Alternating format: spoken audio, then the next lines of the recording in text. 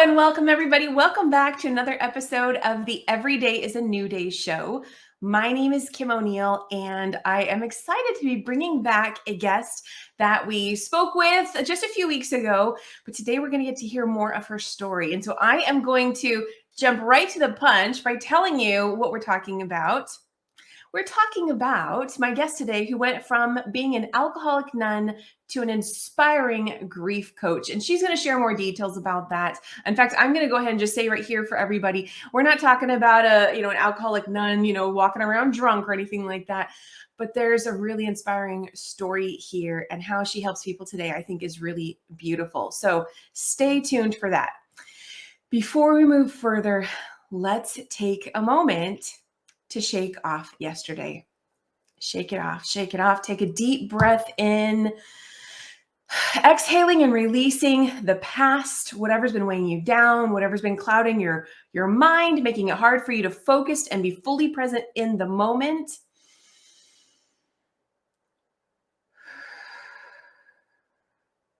You're in your greatest power when you're able to be fully present in this moment. And never fault yourself for however many times you may need to do that, especially when you're going through something. It's okay. We're all here living this human experience, and we have to, work our stuff, right? Use our tools, do what we can to support ourselves in healing, in moving forward, in coming back to the present moment. This is for all of us, all of us, all of us. And that's why I want to always emphasize that every day is always a new day. So with that said, let's move into, I have a quote that is going to go with today's show and is guest approved as well. I love it. It's from Bryant McGill. This quote is, "Real transformation requires real honesty. If you want to move forward, get real with yourself." Real transformation requires real honesty. If you want to move forward, get real with yourself. And I'm going to highlight there the get real with yourself. This isn't about you need to tell the world everything, anything and everything. And maybe you get to that point, right? Like today's guest, she's going to be so open and sharing with us today. And that may not be what's part of your journey, but it matters when we get real with ourselves, get honest with ourselves. That's so key. And I'm going to stop that conversation here right now because I want to bring today's guest into this. Let me share a little bit more about her with you first, though. So today's guest is, once again, we have with us Joan McDermott. She is a grief coach and the author of Clearing Space for Grace, Finding New Life After Loss. Joan also has a background in psychotherapy, master addictions counseling, spiritual direction, teaching, and child care work. And after having helped many traumatized and grieving clients herself, and being on the heels of her own recent multiple losses, Joan was able to find a way up and out of the emotional landslide and painful self-pity that began to own her. As she took responsibility for her own healing, committed to living in gratitude and joy, she rediscovered herself and once again became a free agent. And these days, her deepest desire is to share the process that helped her with other grieving women who know that they also need help and want to move forward. And so today we're going to be hearing more about her story of where she's been and how she got to being this inspiring grief coach. And so with that said, I'm going to bring her up on screen. Welcome, Joan. Hi. So good to be here again. I know. And so I want to make sure everyone knows that, we already spoke and we've already gotten to hear the specifics of your story of when you were recently grieving and how you in recent years and how you moved yourself out of that and now are able to help people with your grief coaching program. And so anybody who wants to know more specifically about that, definitely go and check out that interview with Joan. And I'm sure some of that will come up in today's conversation as well. But check that out on YouTube, iTunes, all the playlists, all that kind of stuff. But Joan, today we are going to talk about how you transformed from, this nun who discovered she was alcoholic to being a grief coach today. And where would you like to start this story to give everyone a little bit more of who you are? Oh my goodness. I love hindsight, gives me better vision. So when you asked me to do this, it was interesting what was coming up in me. And I'd like to begin with when I was in the convent in They moved me from place to place because they found me very flexible and adaptable. So I went from convent to convent, and I was a teacher back in the day. And then the doors opened wider in the nunnery, so to speak.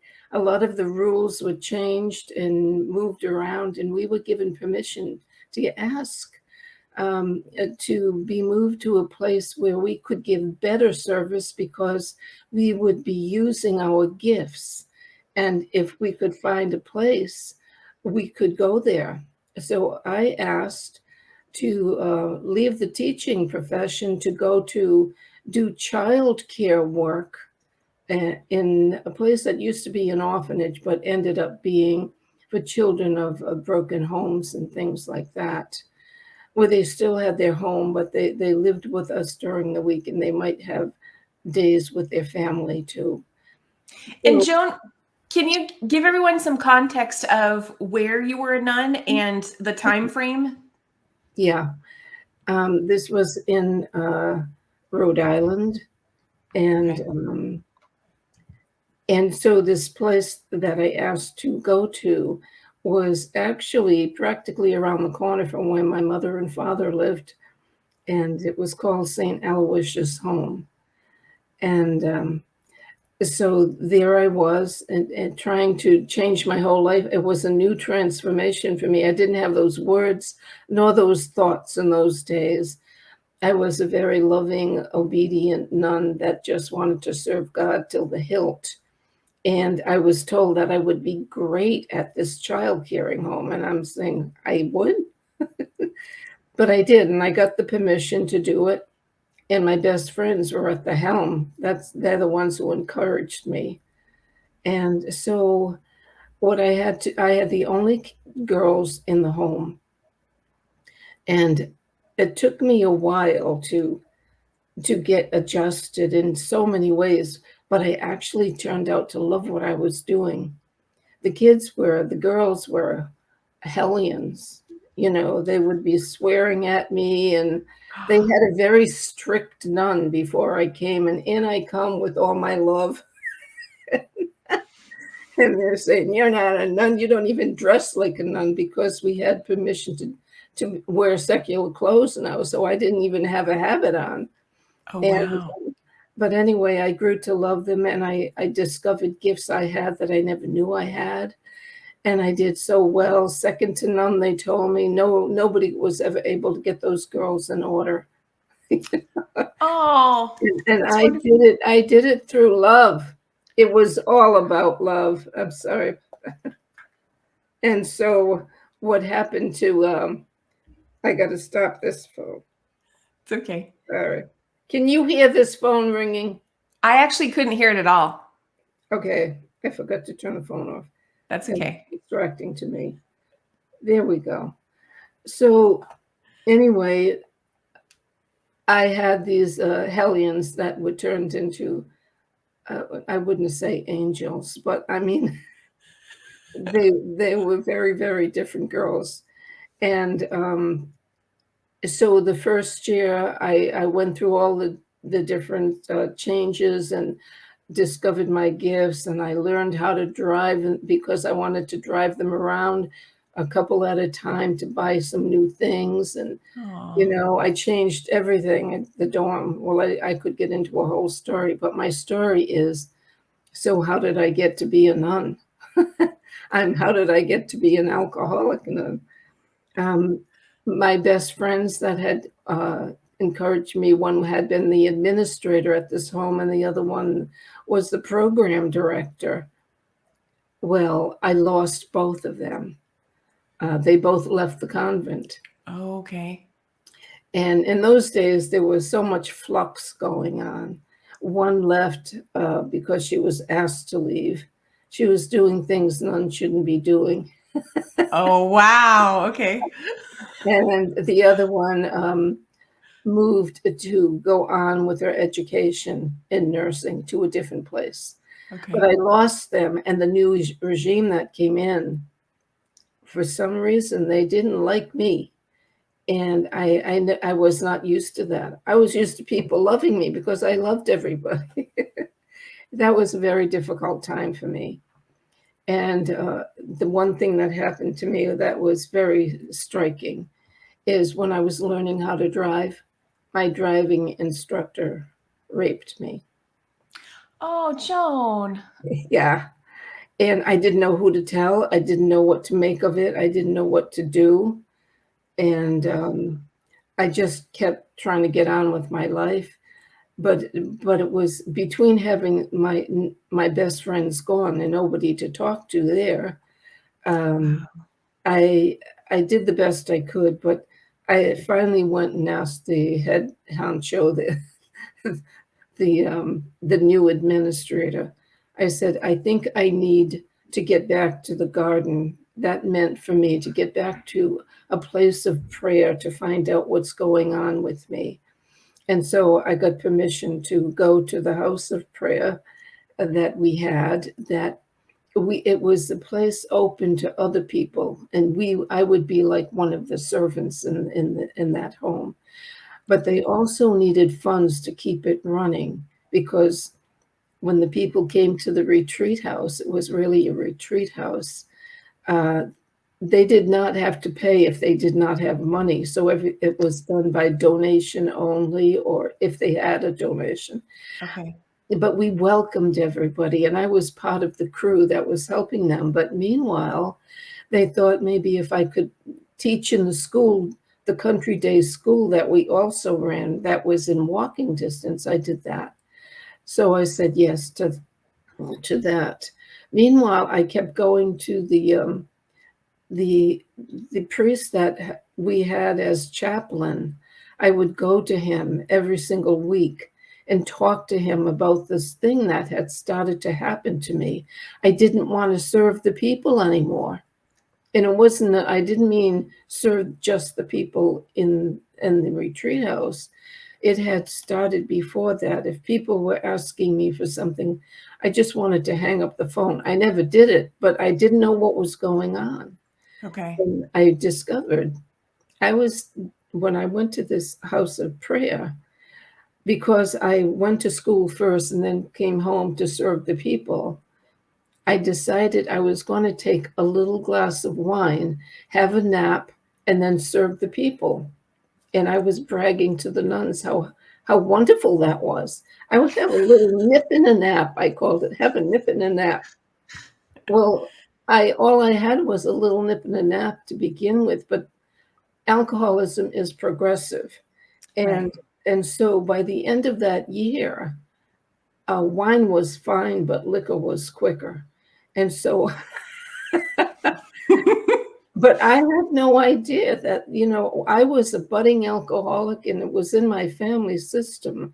And but I still didn't know what was wrong with me. So the priest said to me, Joan, you're telling me the same story every time you come in here.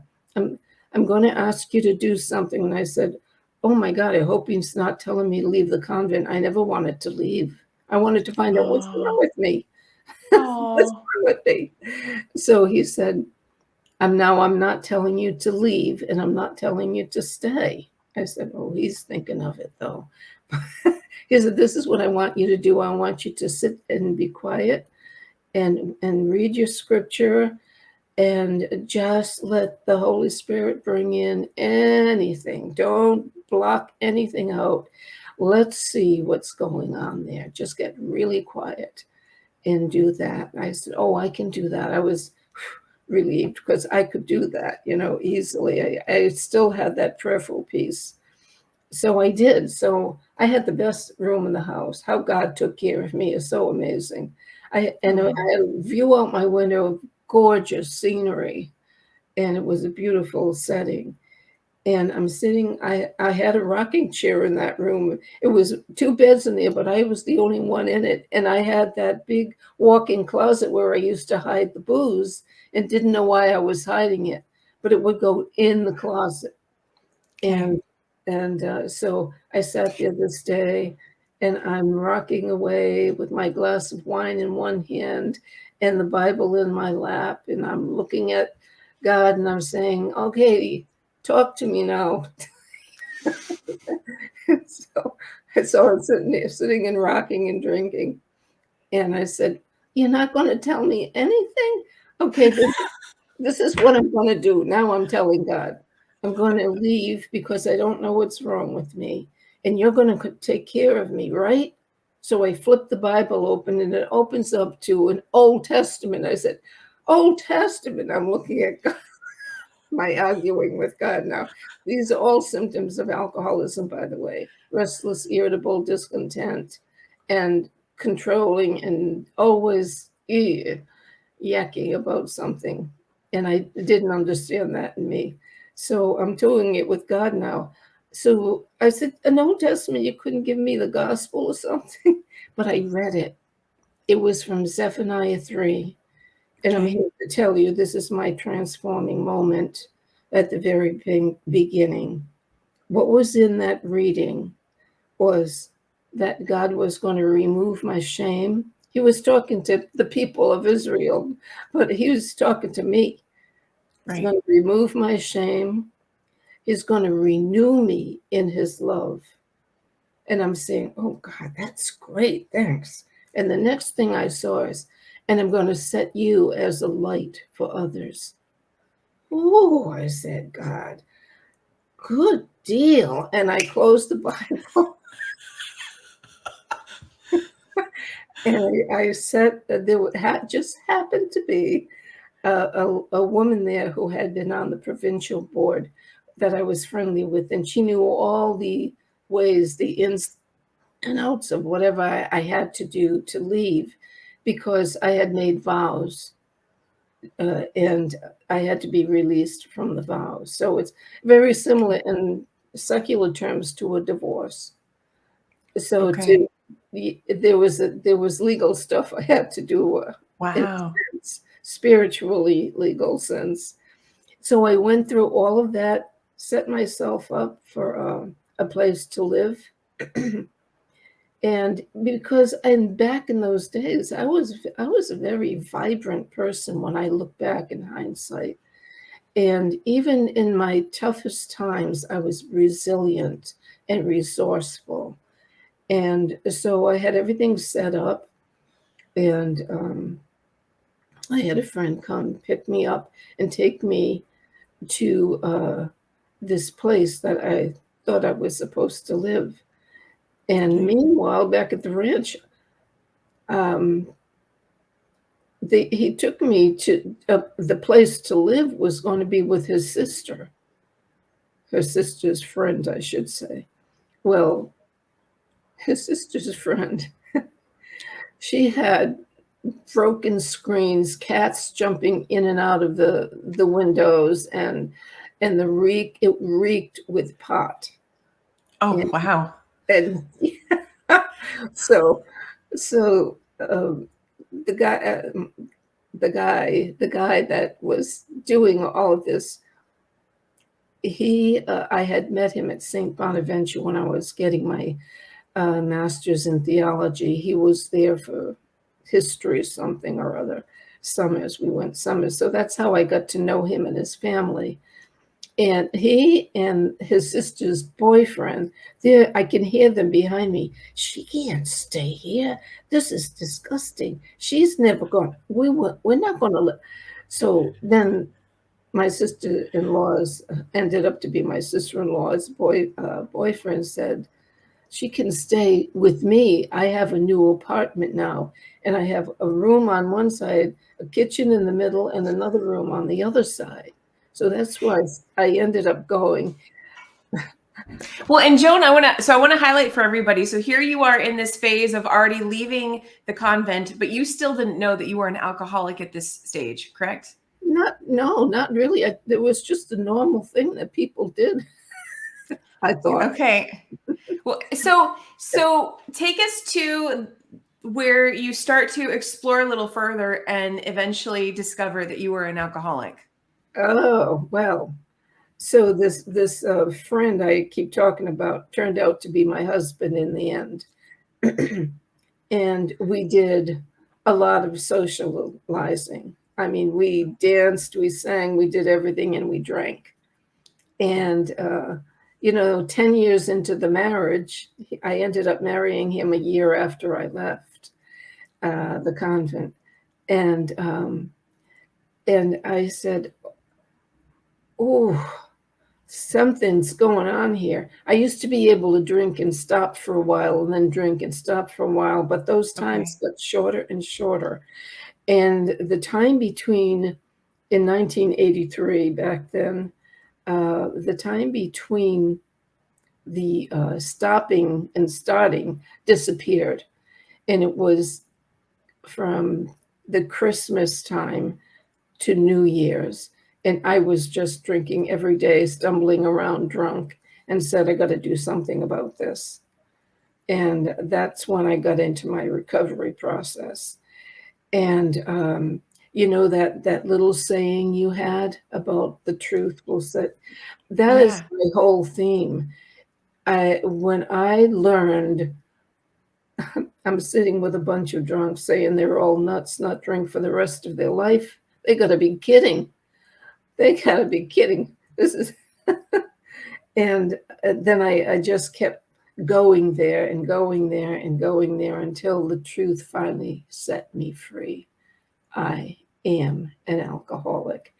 And then all the stuff before that began to make sense. I began to hear myself from the mouths of other people. And so then once I was in recovery, I decided that I needed to take a few courses in psychology or something, because these people were coming to me and I didn't know, I didn't have any history of, stuff like that. What kinds of people were coming to you? Well, people that were needing me to help them with their lives. I always attracted those kind of people.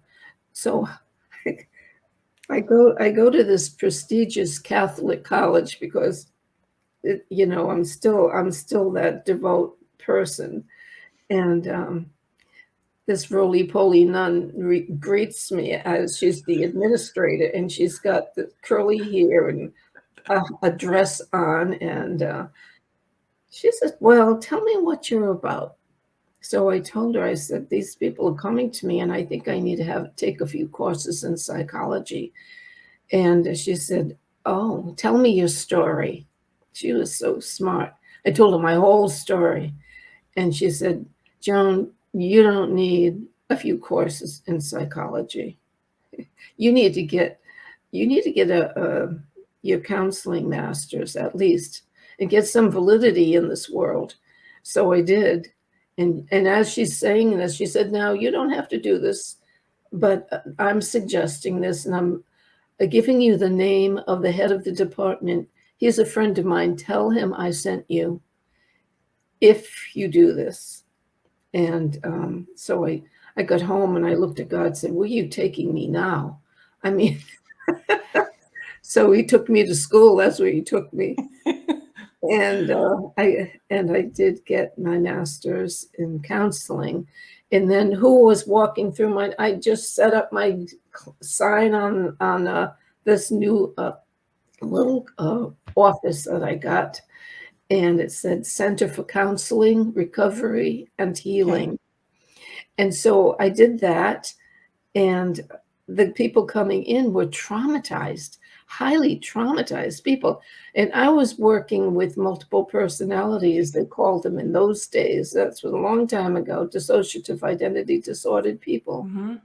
And I was just doing everything intuitively. Another thing, I discovered gifts about myself. So I decided to go on for my psychotherapy. And because counseling, it wasn't in the books what came to me, but I was doing what I believed was the best thing. And I joined this psychotherapy group in New York. And lo and And behold, go ahead. oh, I wanted to remember that thought. I just wanted to ask you, at this stage, did you feel that you had already healed from the rape and what was contributing to your drinking? Had you like, or was that still in process? Well, this is what happened. Yeah, this is Okay. part of my moving Okay. into that process, you know. Okay. Got it. So I'm not drinking anymore, and I've made a life for myself.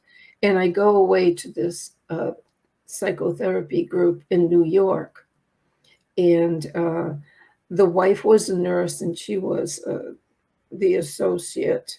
She was married to the doctor, Dr. Erskine, who ran it. And lo and behold, when I get there, I'm with all these people, broken people that are psychotherapists that come from all over the world. I was like the new kid on the block, and they'd been around for a while. And what I discovered, the first time we had a 10-day intensive where we went to the couple's home with flowers and a pond in their backyard, and we lived like in different rooms, and it almost feel like I was back in the convent, you know, the way it was set up. But I I went through that intensive with all these people, watched how the therapy was done. It was done on us. We were the therapist and we were the clients at the same time. It was extraordinary. And I discovered that I could do what I was doing really well. But, you know, meanwhile, back at the ranch, because I was a client as that person was going for my psychotherapy, because I was the client, all this stuff was coming up. The rape came up, the losses I sustained, the drinking I got through, all of that. That's what happened to me when I went to this place and it was in Kent, Connecticut. And then I went to meetings in New York where their offices were. And that's where I would get therapy from. I chose her as my therapist, the doctor's wife. And I asked if she would be my therapist, and she was. But it was extraordinary and very God directed, and it was really something, because I don't think I mentioned about my 6 miscarriages. Oh When my I goodness, Joan. the No. the first 5 years of my marriage, I had 6 miscarriages, 6 in a matter Wow. of 5 years, and that was really something. That was a Oh, lot of loss, and that also was being dealt with at this time, now that I'm in my psychotherapy frame. And I what I discovered was, you know, there's my life has been loss, heal, loss, heal, loss, heal. And tell me again that little saying you said at the beginning yeah. about the truth. Real transformation requires real honesty. If you want to move forward, get real with yourself. Yeah, I had to get real with myself when I wasn't, getting out of my alcoholism. I had to look at what I was thinking and saying and doing, and only the truth really set me free. So, and that is a big piece of my grieving program. It's gut level honesty with what really happened and what part you might have played in it.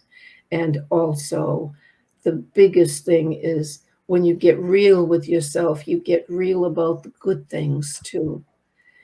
And the Mm. thing is, anyone who comes for therapy about anything to do with grief, the important thing is not to beat up on themselves. And the other part of that is, and not to spend a whole lot of time on who beat them up. You know, it's a Mm. it's a two-edged sword, really. And Right. so the heart of my program is the cherishing of what was beautiful that we lost, and that's a very important piece, and cherishing ourselves for being honest enough, for being brave enough to get through and to get into a program of recovery from the grief. And so this whole thing was just flowed into where I am today. And, Go ahead, finish that thought. and I'm happy to be here. I thank you, Joan. Thank you. I know that there's so much more that you could still share, and we were doing our best here to give as much as we could within a half-hour show, basically. And I think you did an excellent job. And what I really want to highlight here is, you said it. You said the word I was anticipating, but here you attended this retreat with other therapists, and you're all learning, going through the therapy yourselves while you're learning how to help others. And I know for someone like me and people in the personal development space, like to me, that stuff is exciting. I love that kind of stuff, the learning and the training and the growing and all of it. But what was coming up for me as you were talking about that is, I know for a lot of other people, that's scary. It's very scary to go to someone that you don't know, or even if someone you do know, but basically to begin to open up and share more of what's going on within you can be very scary, possibly overwhelming because of the emotions, because of the uncertainty. You don't know how intense it might get and all of that kind of stuff. But what you said is what I wanted to highlight is you said you gained your freedom again. It's a very liberating experience. And I want to highlight that for everybody, for anybody here who's thinking, gosh, I probably could use a grief coach, but I don't know if I can really do that, if I can get myself there. It's liberation on the other side of it. Do you want to say anything more about the liberation, the freedom piece of it? Yes, it truly is, to this day and every day, the truth that would set me free. Like when you asked me if I would be willing to be interviewed about, um, you know, being a nun, and I think my response back to you was that statement. Yes, it's always the truth that sets us free. And so if I have to tell the truth to the world, even though, whatever misgivings I might have about what this is going to have on other people, that that is neither here nor there. The truth itself, if I choose to be honest, gut level honest.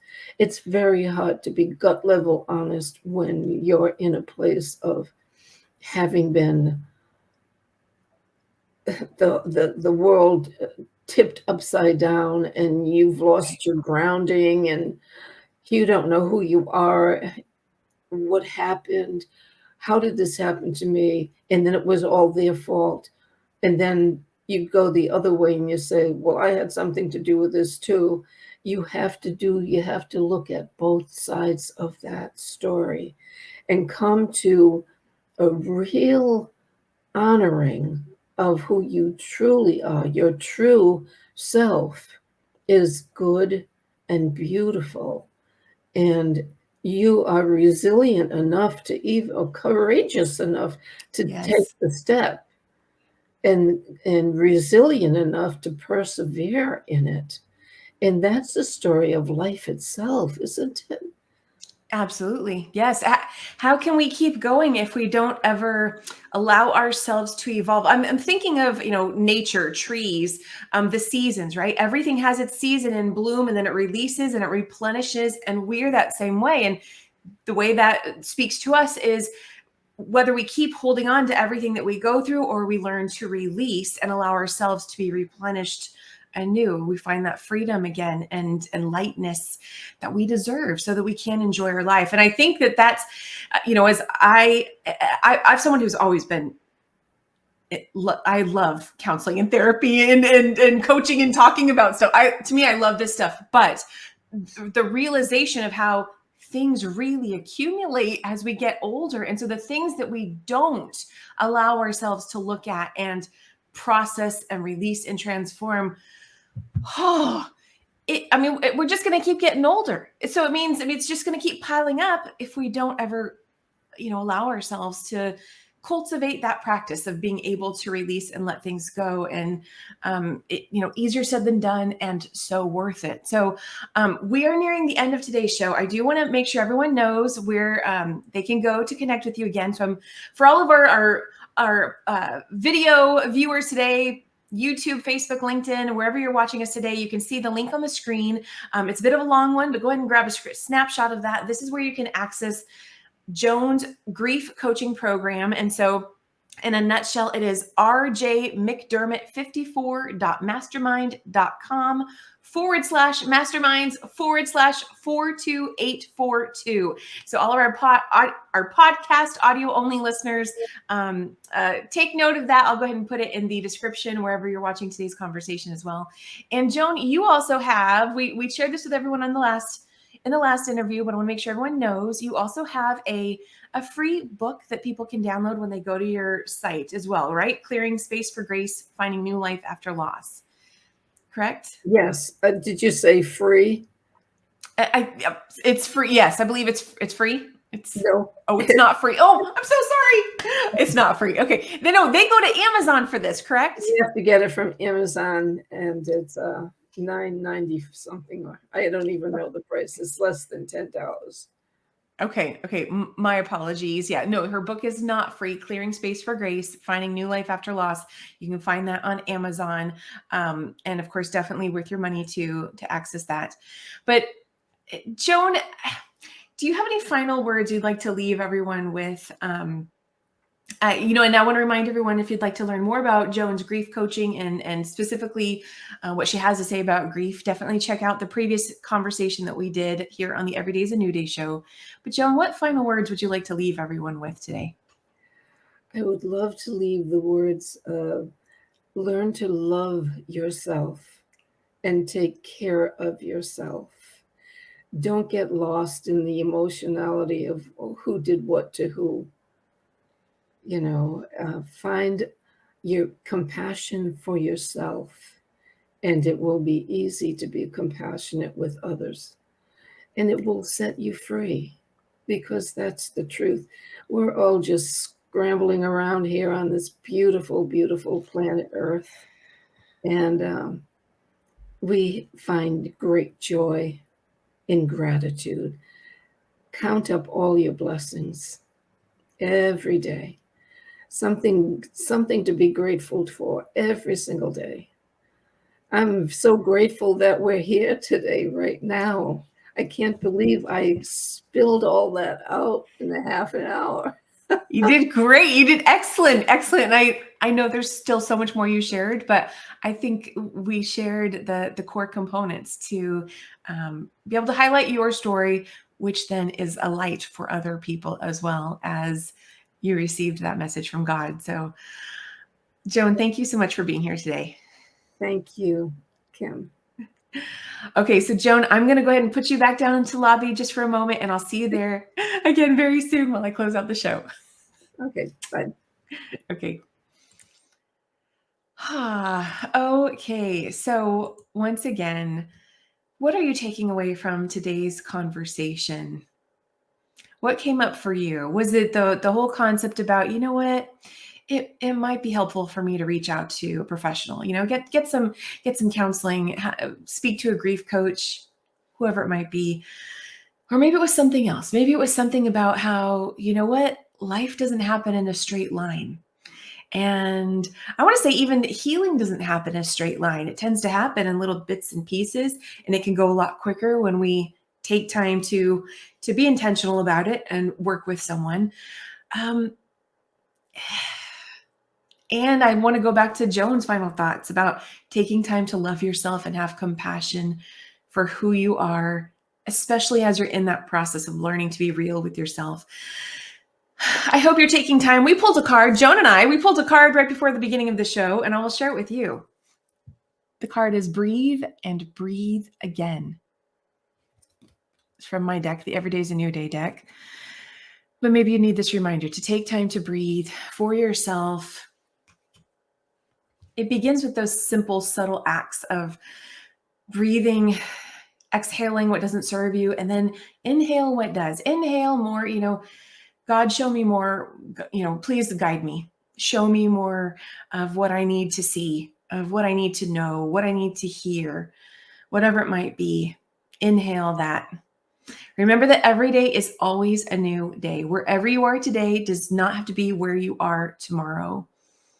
You are worthy of newness, of experiencing something new in your life. Releasing whatever's been replaying over in your mind, your heart, your energy field, however long it may be. It doesn't have to continue. And just start by taking a breath, exhaling it out. Okay, I'm going to wrap it up here. Have an amazing day. I love connecting with you, and I hope you know how amazing you are. I'll see you all again very, very soon.